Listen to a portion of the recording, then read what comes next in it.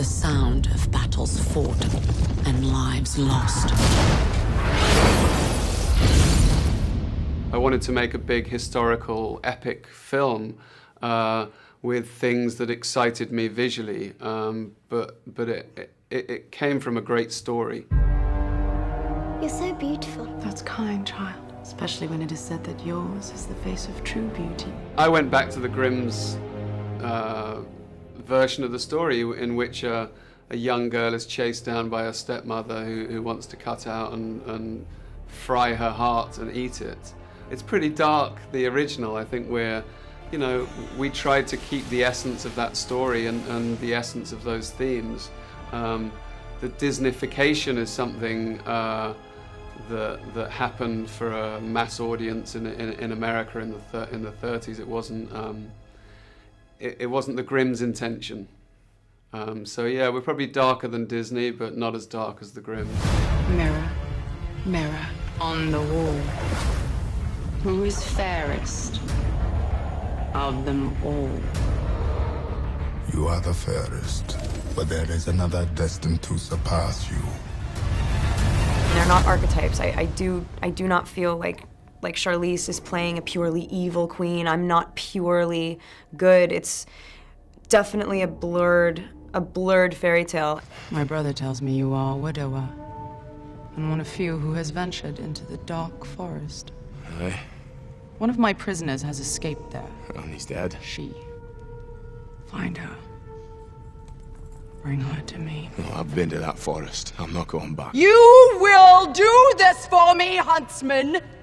It deals with themes that we will always be interested in, and that's your destiny and the things that we try to control, and what is power, and what is eternal life, and what is a good life, and what is a good heart, and what is a bad heart, and so I think thematically those things will always resonate with people. What does she want from me?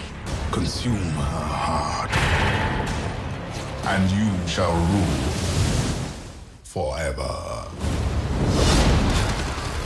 Charlize was the perfect evil queen because she's very strong and very beautiful, with a great dark sense of humor. And just, I think, meeting her was when she was doing a shoot for Dior in Los Angeles, and she came in this long flowing golden gown, and I was like, hello, and she kind of said, I'll be back in a minute, and kind of left the room, and I was like, fuck, she is the evil queen. Let them come. The fact that she was in the movie, I was like, okay, well, I was so looking forward to even spending the 3 days or so that it took to shoot the one scene that we're in together. We really want to work together again.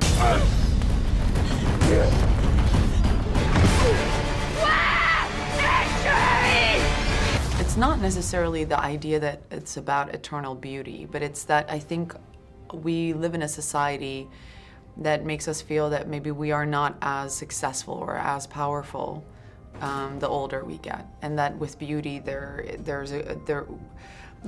just think in general women have a much harder time in our society aging. So I think that thematically speaks really true, and I like that we didn't make it about that she wants to have Snow White's heart because she wants to be beautiful forever. She wants to be beautiful for a reason, and that is because that's the only way you can be powerful. I've seen what she sees. I can kill her. I will give this wretched world the queen it deserves. I grew up on films like Excalibur and Merlin. I think these kind of films are very much something that people enjoy. People love historical films and they love fantasy, and I tried to make a very grounded fairy tale movie, not so much fantasy. Fantasy for me comes from somewhere slightly different to fairy tales. So yeah, big historical epic based on a fairy tale is how I'd describe it.